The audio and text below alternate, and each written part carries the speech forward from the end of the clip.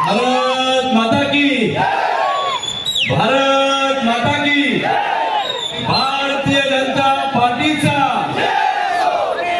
सर्वप्रथम या ठिकाणी संत जगनाडे महाराज यांच्या पुण्यतिथी निमित्ताने मी खरं तर अभिवादन करतो। त्याप्रमाणे सर्व महापुरुषांना अभिवादन करतो। आपल्या सगळ्यांचे ऊर्जास्थान स्वर्गीय शंकररावजी कोल्हे साहेब यांना देखील या निमित्ताने मी नतमस्तक होतो, अभिवादन करतो।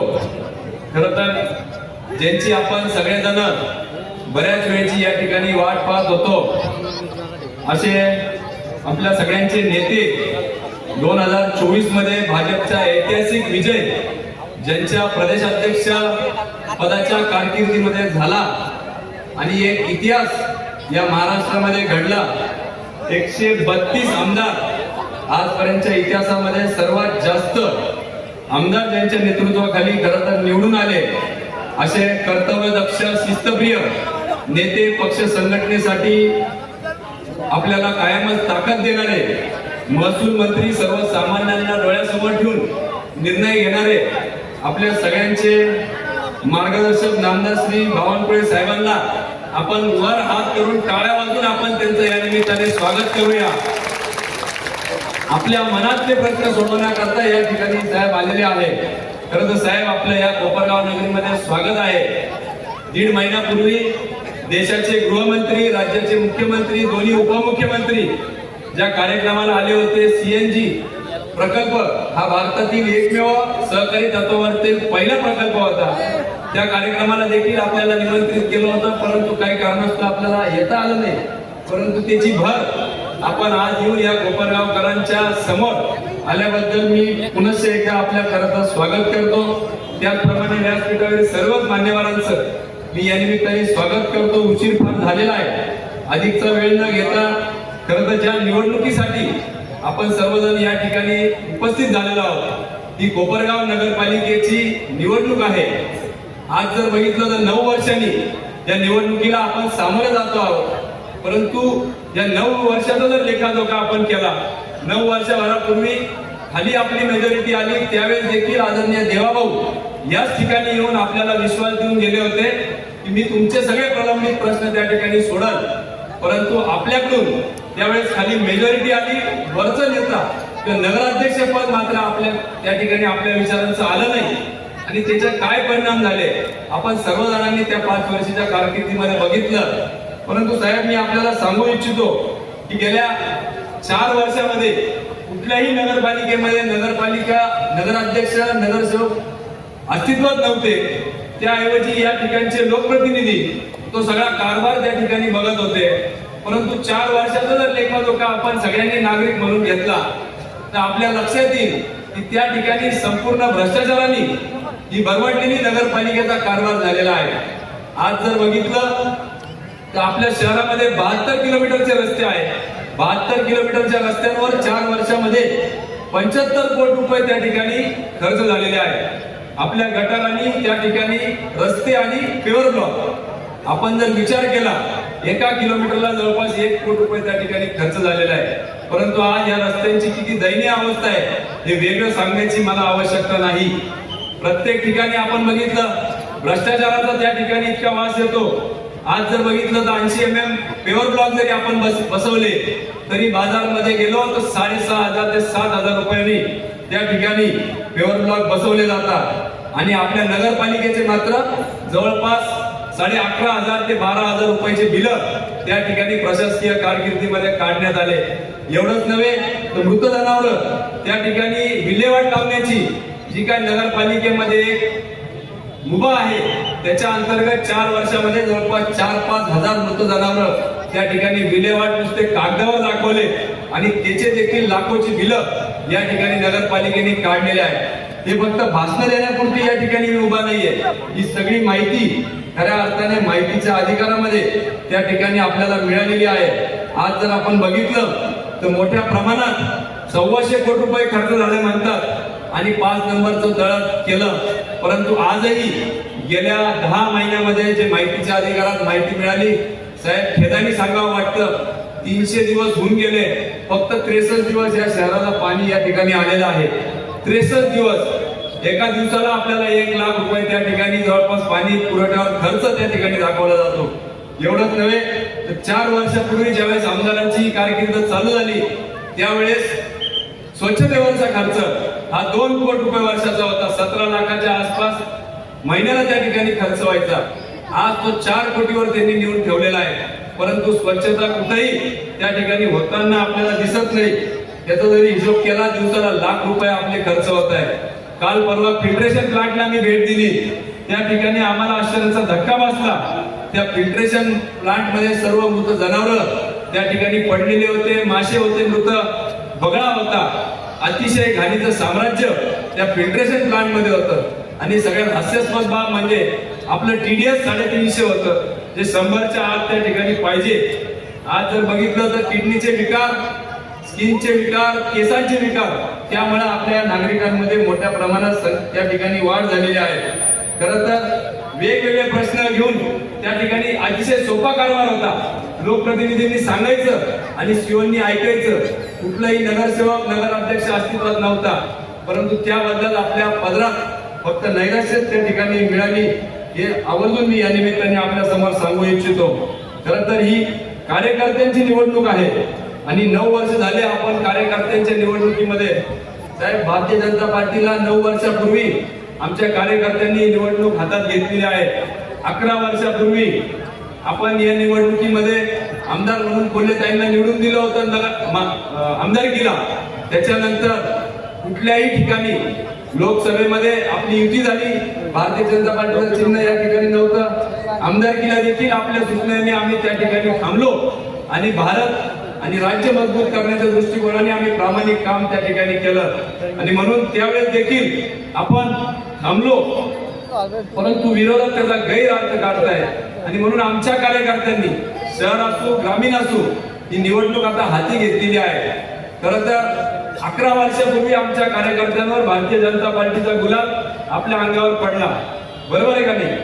त्याच्यानंतर मात्र नगरपालिका आली, त्यांच्याकडे गेली, जिल्हा परिषद, पंचायत समिती, आमदारकी, दुसरी आमदारकी, सातत्याने 11 वर्ष त्यांच्याकडे हे सगळे सत्ता केंद्र केंद्रीकरित झालेले आहे.